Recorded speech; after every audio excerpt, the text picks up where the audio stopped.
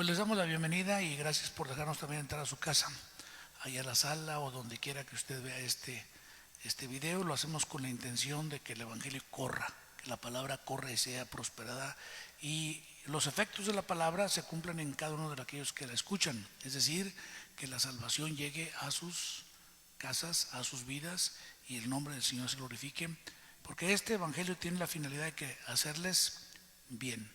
Ya cuando la gente lo practica, le va a ir bien. A lo mejor habrá tiempos malos y tiempos de todo, pero la conclusión al final de los tiempos será que te va a ir bien. En el nombre del Señor Jesús te bendecimos, en el nombre de Cristo. Muy bien, leemos el Evangelio de Juan capítulo 1, versos 11 al 13, donde está hablando de un solo tema, el verbo y los efectos de alguna manera de su venida, aquel verbo que es eterno, increado, santo, omnipotente, omnisciente, ¿sí? Y es importante que entendamos nosotros pues toda esta cuestión. El asunto es que cuando empiezas en el Evangelio hay un proceso. ¿Hay un qué? Proceso. Porque erróneamente la gente piensa que cuando alguien se acerca al Evangelio todo es automático. De manera inmediata la gente cambia y ya al otro día o el mismo día ya es hijo de Dios, con todas las características de hijo de Dios, con todo el potencial de hijo, con toda la capacidad, y ya se cambió de todo el vocabulario, la mentalidad, de todas sus acciones son totalmente diferentes. Y entonces cuando se exacerba esta cuestión, hay gente que se decepciona de sí misma porque parece como que no cumple las expectativas, si bien no de Dios, pero de la gente que le mete de que ya debe ser diferente totalmente, porque ya es hijo de Dios. Pero la Biblia enseña, hablando particularmente de esta temática de ser hechos, es un paréntesis que habla del efecto de recibir a Jesús, porque el verbo dice, a lo suyo vino, mas los suyos no le recibieron. Y esa es la situación todavía. Jesucristo todavía sigue llegando por muchos medios, a través de la predicación, inclusive en las redes, a mucha gente, pero no todos le reciben. Es más, me parece, como dijo el profeta Isaías, que son más los que le rechazan. El profeta Isaías inclusive llega a preguntar: ¿quién ha creído a nuestro anuncio? ¿Y sobre quién se ha manifestado el brazo de Jehová? Entonces, no es una cuestión donde el Evangelio, como lo que es, porque el Evangelio, permítanme decirle, no es una religión. El Evangelio es la intención de Dios de reconciliarnos con Él. Es la determinación divina de ir a buscar y salvar lo que se había perdido. Es la determinación de Dios de enviar a su Hijo al mundo, no para condenar al mundo, sino para que el mundo sea salvo. Y siendo salvo, ¿qué implica eso de ser salvo? Pues implica que te es quitada la condenación, el sentimiento de rechazo, la separación que existe entre el hombre y Dios, casi lo diría así, de manera natural, porque el pecado hizo que se separara Dios de nosotros. Y digo de manera natural porque la gente casi en promedio no busca a Dios, y lo digo por mí mismo, que antes de haber llegado a la gracia del Señor por su misericordia, yo no era la persona que anduviera buscando a Dios. Cuando me hablaban del Evangelio era bien fácil, encontraba N cantidad de argumentos y empezaba a zafármele a aquellos que me compartían el Evangelio. Entonces, en este particular, la Escritura dice: a lo suyo vino y los suyos no le recibieron. Me encanta a lo suyo. ¿Qué es lo suyo? Lo suyo es salvar, lo suyo es reconciliar, lo suyo es restaurar, lo suyo es, como dijo Jesús, el Hijo del Hombre vino a buscar y a salvar lo que se había perdido. Restaurarnos a la relación con Dios y por ende restaurarnos aquellas características que el Padre había puesto en nosotros cuando puso su Espíritu Santo en el hombre o en la mujer. Porque todos mis amigos, somos hechura suya. Todos nosotros de una sola sangre nos creó a todos. Todos fuimos resultado del soplo divino. Pero por X o Y circunstancias nos alejamos. Se alejaron nuestros antepasados y nos dejaron perdidos. Y ahí andamos creyéndonos bien, creyéndonos salvos, creyéndonos reconciliados, porque practicamos tal o cual religión, tal o cual filosofía, y nos creemos salvos. Por eso la gente no busca la salvación, porque se cree salva. Por eso la gente no busca reconciliarse con Dios, porque creemos que a través de lo que practicamos nosotros somos salvos o nos podemos salvar a nosotros mismos. Pero hay un camino establecido, hay parámetros que Dios ha establecido, yo creo que desde antes de la fundación del mundo a través de Cristo. Y luego pone aquí, lo parametrea cuando dice a lo suyo vino. ¿Qué es lo suyo? Ya les dije qué es lo suyo. Y luego, ¿y los suyos? Aquellos a los que vino a reconciliarlos, a restaurarlos, a ponerles de nuevo la visión de la reconciliación y reconexión con el Padre, no le recibieron. ¿Y por qué crees que no le recibieron? No porque se creyesen malos, sino porque se creían demasiado buenos. Cuando yo he andado en los pueblos y rancherías predicando el Evangelio, la gente nos rechaza, inclusive nos han apedreado o nos han metido de repente en la cárcel. ¿Por qué? Porque piensan, es que nosotros estamos bien, nos vienen a perturbar. La gente en general, la mayoría piensa que están bien, son salvos. Y llegan a decirte, cada quien con su oración se salva. Punto. Pero qué interesante es ver que el Señor Jesucristo no se detuvo y no se va a detener ahora tampoco, porque los que no le recibieron eran los suyos. Y muchos de ustedes son suyos, son de Él. Todos ustedes son de Él. ¿Por qué? Porque Él los creó. Porque Él les formó desde el vientre de su madre. Porque Él de una sola sangre los creó a ustedes. Y los creó con un propósito. Soñó cuando estaba creando a cada hombre y sigue soñando. Cada hombrecito, cada mujercita que nace en forma de bebé, obviamente, es una esperanza de Dios, un proyecto de Dios, una bendición de Dios. Dios sigue creyendo todavía que el ser humano puede reconectarse con Él. Pero ¿sabes qué? Lamentablemente la gente nace lejos de los propósitos de Dios. Nacemos a veces hasta con buena moral, porque tú no puedes decir que los judíos de los tiempos de Jesús eran gente que vivía lejos de los parámetros morales. Ellos eran muy religiosos. La mayoría oraban aquí, oraban allá y tenían, coloquialmente diciéndolo, tenían una clase de avivamiento. Pero Jesús dijo, ustedes lo hacen porque otros los vean. O sea, ya no lo hacían por devoción a Dios, sino por quedar bien con otros y porque los aplaudiesen. Y así hay mucha gente que practica tal o cual religión nada más para que le digan, oh, qué bien estás tú sí eres bueno, ¿verdad? A los suyos no le recibieron, más a los que le recibieron, porque si hubieron quienes le recibieron, o si hemos habido quienes le hemos recibido.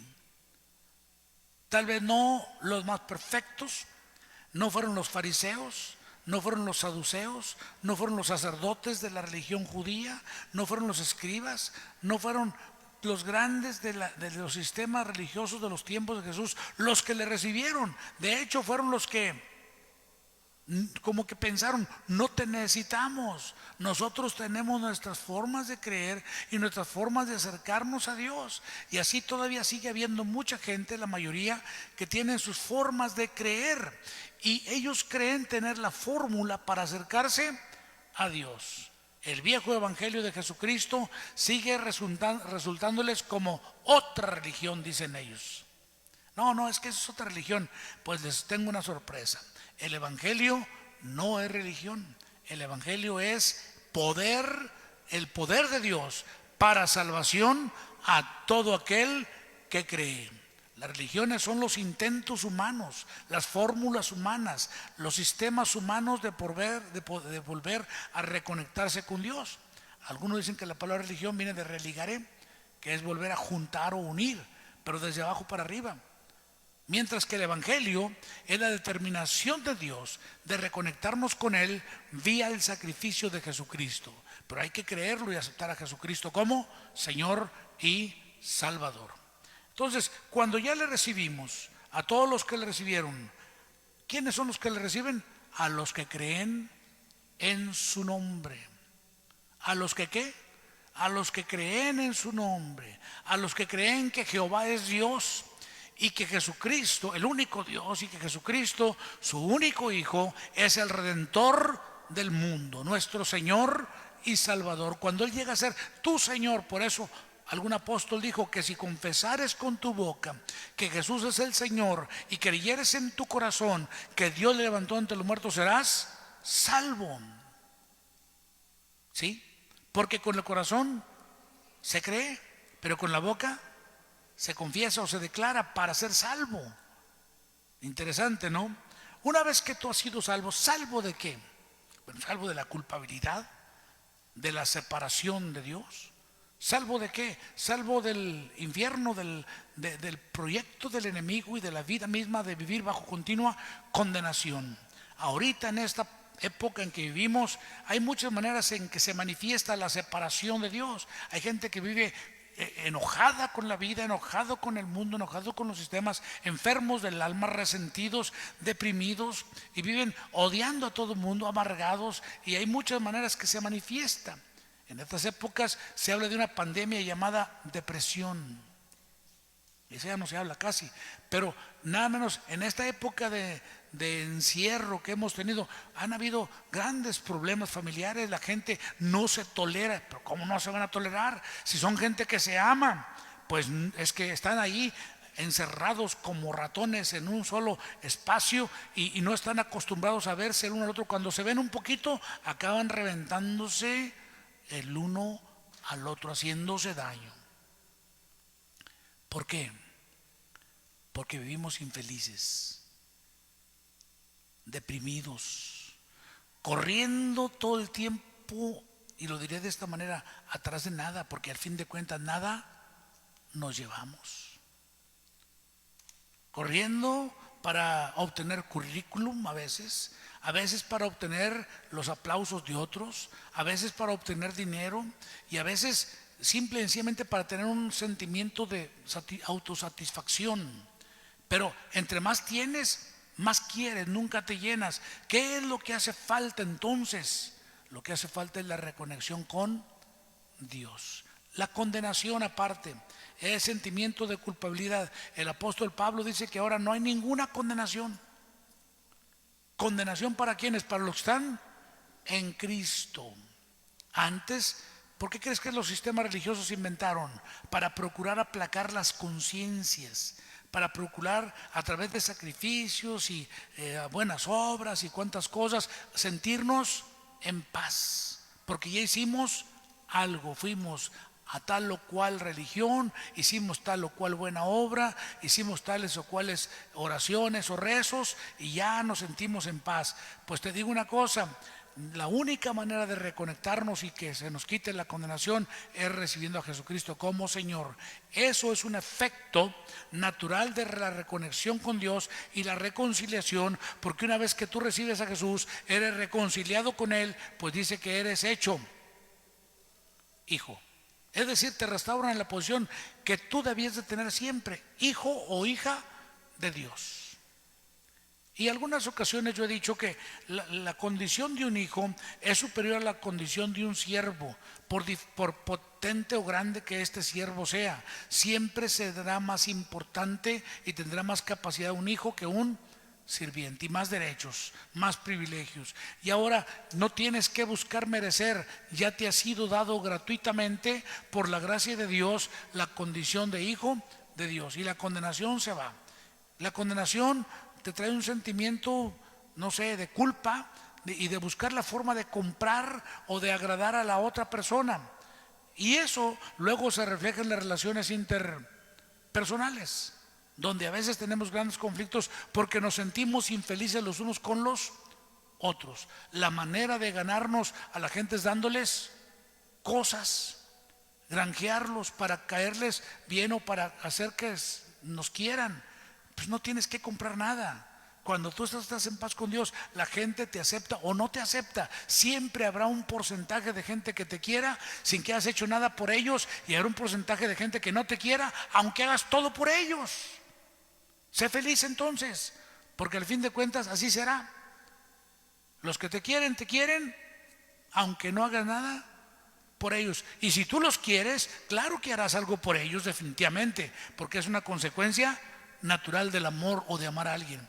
Entonces, en ese particular, pero a donde quiero llegar es esto: les dio potestad, dice, a los que en su nombre les dio potestad de ser hechos hijos. Y esto de ser hechos tiene dos connotaciones. Primeramente, sí es cierto que al quitarte la culpabilidad y romper la separación, la barrera aquella que nos separaba de Dios, es decir, el pecado y las consecuencias del mismo, Dios te reconecta con Él y te restaura la condición de hijo. Pero lamentablemente nosotros tenemos una memoria genética, natural, emocional, espiritual también, donde traemos muchas culpas y donde traemos sentimientos de separación y lejanía, y entonces batallamos para sabernos o sentirnos y aceptarnos hijos de Dios. Y entonces vivimos batallando con esa aceptación. Es muy grande que Dios te diga: ahora eres mi hijo, yo te he engendrado, eres mi hijo, yo te he redimido, o mi hija, yo te he redimido. Luego empezamos: no es que no soy digno, es que no soy merecedor, es que si ustedes supieran cómo viví yo o quién era yo. Mis amigos, todos hemos sido pecadores en mayor o menor nivel, unos con pecados más escandalosos que otros, pero al fin de cuentas todos pecadores. Pablo algunas ocasiones dijo: yo ni merezco ser llamado apóstol porque yo perseguí a la iglesia de Dios. Él llegó a decir: soy el más pequeño, el último. ¿Por qué? Porque yo perseguí a la iglesia del Señor. Yo no sé cuáles sean tus pecados y qué es lo que te haga sentir indigno, pero qué lindo es Dios, que cuando Él decide hacerte su hijo, Él te mete en un proceso de formación, y a través de la transformación que produce la información. Porque cuando tú no conoces tus privilegios de ser hijo de Dios, sigues viviendo como hijo del diablo. Y no crees que porque eres muy malo vives muy mal, no, porque sigues todavía todo alejado, renuente a caminar en la bendición de Dios. Dios quiere que vivas en la bendición de Él. La palabra o bendecir, el que es bendecido, o cuando Dios te bendice, te suelta el potencial, porque Él te creó con un potencial, con un propósito también. Y cuando Dios te bendice, te suelta el potencial para que cumplas tu propósito en esta vida y en la vida venidera. Entonces, ser hechos implica un proceso de transformación. Número uno, te quita la culpabilidad, la condenación. Empieza un proceso. Por eso Jesús les dijo a los discípulos de Él, a los aprendices que traía, antes de ascender a los cielos, inclusive les dijo: vayan y hagan discípulos, enseñándoles. Luego, primero dijo: hagan discípulos, bautizándoles en el nombre del Padre, del Hijo y del Espíritu Santo, y enséñenles. Ese es el proceso. La transformación viene a través de la palabra, a través de la enseñanza, a través del conocimiento. Por eso es muy importante que tú ocurras y seas enseñado, para que conforme vas conociendo la palabra, según lo explica, lo dice Jesús, y luego Pablo también lo retoma cuando habla del lavamiento del agua por la palabra. Tito capítulo 3, si no me equivoco, verso 5, y Juan capítulo 15, verso 3, si no me equivoco: santifícalos en tu verdad, tu palabra es verdad. Es la palabra la que va a llevarnos a un proceso de transformación de nuestra mentalidad para poder abrazar el evangelio. Y entonces hay muchas cosas que antes hacíamos erróneas, o comportamientos equivocados, características malas, que empezaremos a corregir, no porque la religión evangélica te lo impone, no, sino porque el evangelio está penetrando en ti, te va transformando y te va llevando y te dando la prioridad de ser hecho hijo o hija de Dios. Empiezas a orar. Cuando tú entiendes lo que es orar, cuando tú oras y entiendes lo que es orar, que es hablar con Dios, no es hablarle a Dios, es hablar con Dios. Hablar con Él, como lo he dicho algunas veces, busca a Dios aunque no lo halles hasta que lo halles. Busca al Señor. Eso implica la oración. Entonces, cuando tú empiezas a orar, pues si tú llegas a orar con un sentimiento de culpabilidad, de inferioridad. Yo vengo de una época cuando la gente hacía oraciones como: Padre, aquí viene el último, el más indigno de todos tus siervos. Y yo le empecé a enseñar a la congregación que sirvo: hermano, usted no puede llegar a hablarle hacia Dios. ¿Por qué? Porque Dios no tiene sirvientes. Usted no es sirviente de Dios, usted es hijo o hija de Dios. Y yo no sé ustedes, pero mis hijos no son mis sirvientes. Colaboran conmigo, hacen cosas conmigo, pero no lo hacen porque tengan que servirme a mí. Las relaciones de familia no se basan en eso, de que los hijos sean sirvientes. Nuestro Padre Celestial tampoco establece un sistema de servilismo con su familia. Él nos llama hijos, y la Biblia dice: y si hijos, herederos, lo dice Pablo apóstol, y si herederos, coherederos juntamente con Cristo, es decir, al mismo nivel prácticamente. Fíjate nada más la grandeza del Evangelio. Dios, a través de Jesús, quitó la pared de intermedia separación y nos puso plataforma pareja a todos, para que judíos y gentiles pudiéramos llamarle Padre. Pero obviamente los sistemas humanos, sobre todo, te mandan de que unos pueden y otros no pueden. Unos están arriba y otros son mediadores para nosotros, los menos dignos. Y a veces las dignidades vienen dependiendo la raza, dependiendo la casta, dependiendo la condición socioeconómica. Pues les digo algo: en el Evangelio no funciona eso. El rico se goza en su humillación y el pobre se goza en su exaltación, y todos parejitos, porque todos entramos al ser hechos. Discipulado es el ser hechos, es cuando poco a poco nos va transformando el Señor a través de la palabra, a través del Evangelio de Jesucristo.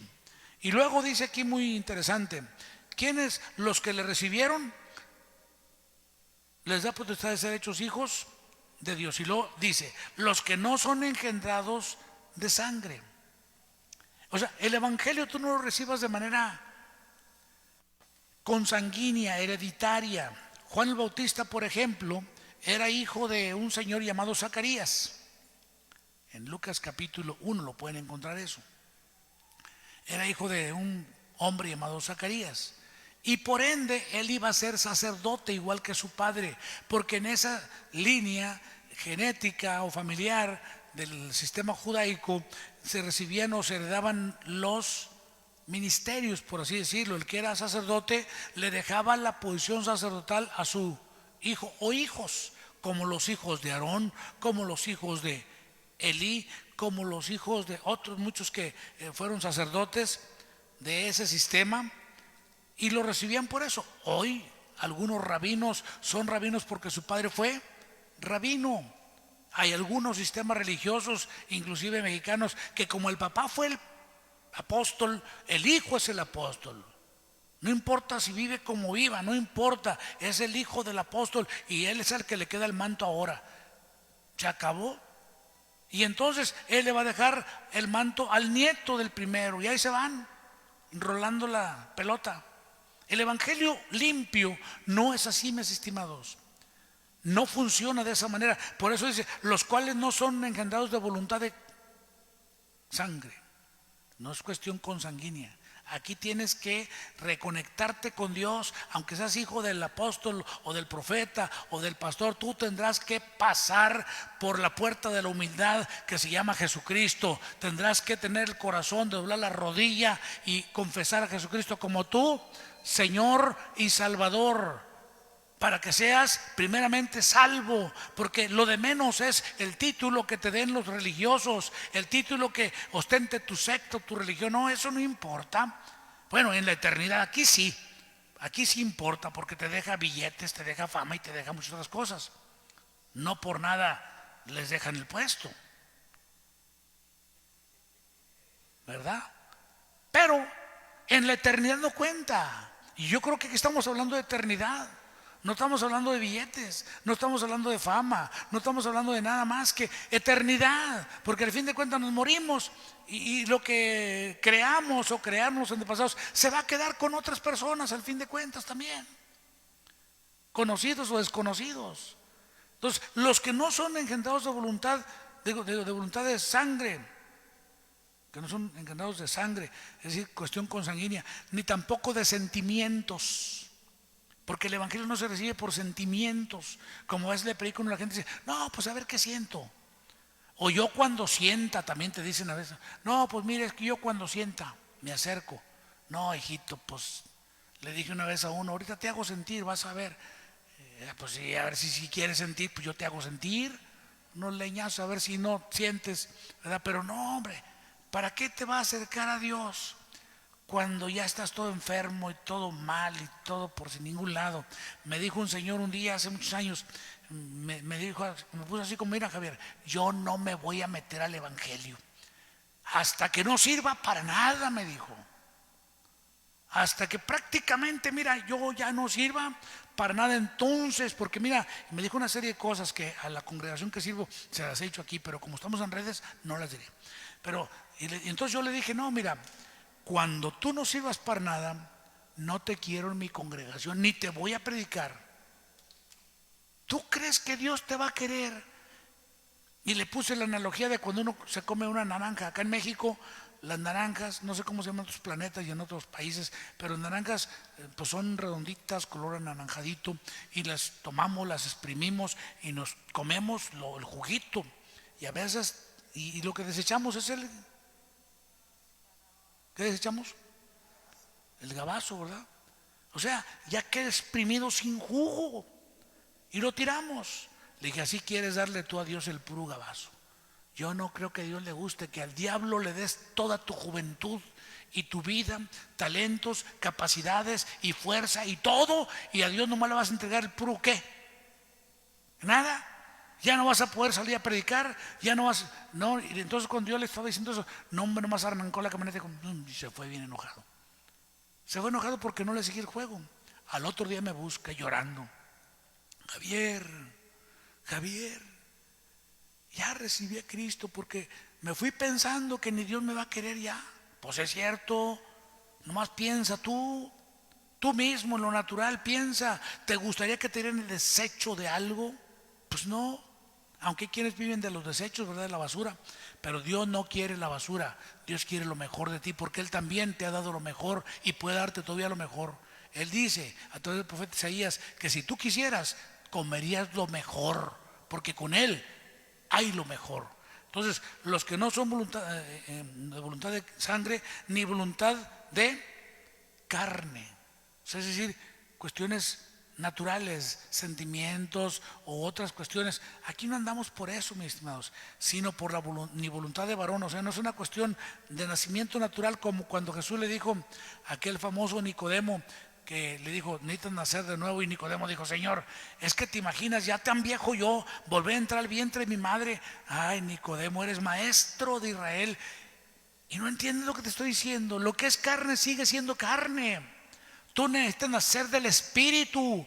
Pero ¿cómo se nace el Espíritu? Pues se nace recibiendo a Jesús como Señor. Se nace buscando la relación, la reconexión con Dios. Se nace renovando el entendimiento. Incapaces somos de renovar el entendimiento por nosotros mismos. Tenemos que ir con Dios y pedirle la salvación que solamente Él puede dar. Entonces, ser hechos hijos de Dios, mi estimado, es un proceso glorioso que empieza con todas esas verdades. Lo bonito es que principia el verbo por venir a morar en nosotros. Está escrito en Isaías capítulo 35. Y habrá ahí camino, ahí habrá ahí calzada y camino, y será llamado camino de santidad. No pasará inmundo por él, sino que él mismo estará con ellos. Todo el que pasare por este camino no se extraviará, ¿sí? Por torpe que sea, no se extraviará, porque él mismo el camino, estará con ellos. Y Jesús dijo: yo soy el camino, y Él quiere estar contigo para habilitarte a vivir esta vida gloriosa, esta vida sobrenatural, y llevarte de la mano en el proceso de ser hecho hijo de Dios. No solo en el concepto, sino en los hechos. No solo en lo legal, por decir algo, que ya eres hijo porque recibiste a Jesús, sino en los hechos, donde te lleva a vivir una vida sobrenatural y gloriosa.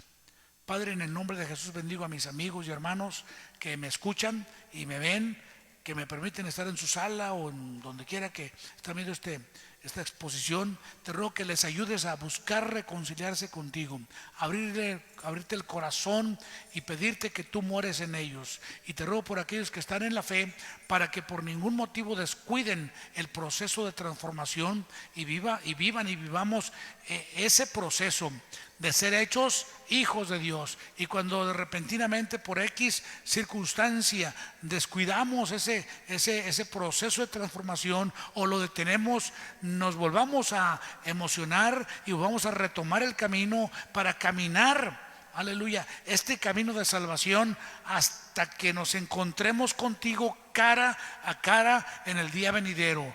Pero necesitamos, Señor, en este tiempo que nos habilites por tu Espíritu Santo, porque esto no es cuestión de voluntad de carne ni de sangre ni voluntad de varón, sino voluntad tuya. Te ruego que nos ayudes a caminar en bendición por Jesucristo nuestro Señor. Amén.